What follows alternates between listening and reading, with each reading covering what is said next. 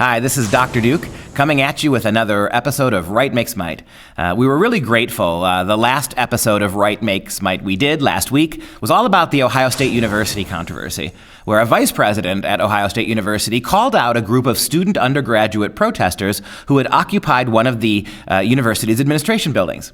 And he rather bluntly and courageously told these protesters that, 1, we will not negotiate with you, 2, the president of the university that will not accept their list of demands, nor will he talk to them, and 3, that they were to leave the building. If they didn't leave the building, they would be both arrested and, wait for it, expelled. So we praised this vice president for his courage, and we talked about some ways that universities could deal with these types of things. Well, Ohio giveth, Ohio taketh away, because this week now we have news out of Ohio University. Now you've got the Ohio State University in Columbus, and now you've got Ohio University in Athens, Ohio. And apparently there, on the campus of Ohio University, free speech has been relegated more or less to one graffiti wall. There's one graffiti wall on campus where people are allowed to chalk anything they want. Theoretically, this is where all that nasty free speech gets vented. We certainly don't want it in the classroom. Heaven forbid we have it on the quad. So we've centralized free speech on a graffiti board. Well, you can figure out what happened.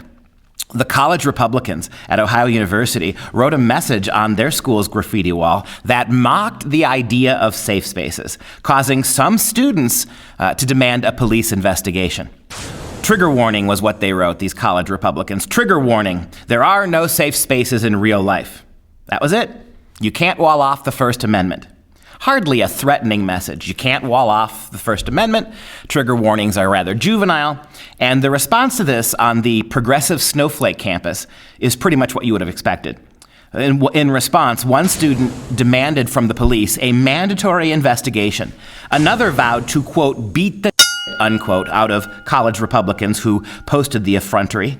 Another student tweeted to the campus police department that we can start with a mandatory investigation because trigger warning is literally a threat.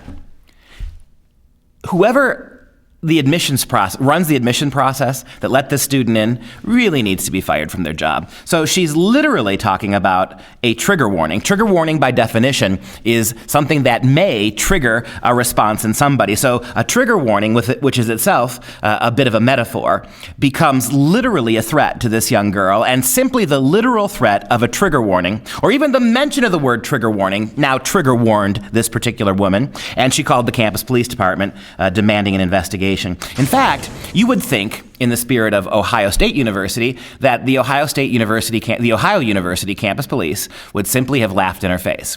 Alas, that's not so. The OU Police Department hosted an open discussion with the school's LGBT center after the graffiti appeared on the wall.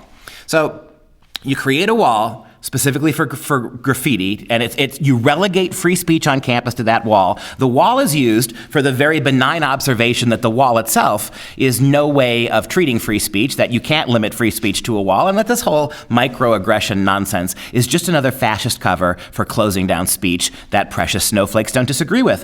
The fact that the Ohio University Police Department, actually went to the LGBT center on campus to hold a, for lack of a better word, comfort session with upset transgender gay and lesbian kids because of the freedom of speech expressed on that wall.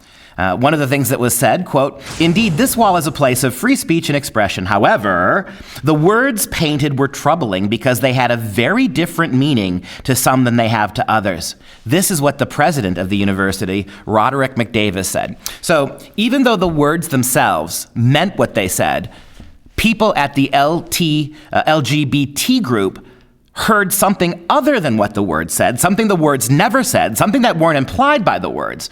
The LGBT folks heard something 180 degrees different than what the message said, and that, my friends, is cause for an investigation. So we have reached the point in modern academia where it doesn't matter what you say, the blue cow jumped over the red fox.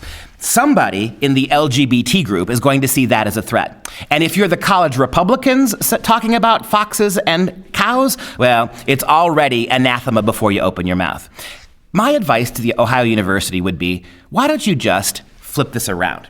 College campuses should be open spaces. Free speech should be paramount. Why don't we reduce the progressive agenda, the progressive whiny little snowflakes. Give them their little graffiti wall. Let them write all the nonsense they want on that wall. I promise you college Republicans will never object. I promise you conservatives on campus, I suppose there are a few of them, will never ever seek to override what's on that wall. And let's face it, doesn't the word graffiti apply much more to hipster doofus college kids than it does to, actual adults? So let's flip this, right? Give the liberals, give the progressives, give the snowflakes, give the LGBT center its own graffiti wall. Let them exclusively say whatever they want. They can say any nasty things about conservatives they want. They can make fun of heteronormative people. They could talk about the way white people dance. Whatever they want to do, they can do it. And then leave campus a safe space for the freedom of expression. And please, I'm sure the campus police at Ohio University have a lot better things to do than palliate the manufactured concerns of young students who feel threatened by a simple statement. We can only hope. Ohio, you give and you take. That's the Buckeye State. This is Right Makes Might with Dr. Duke.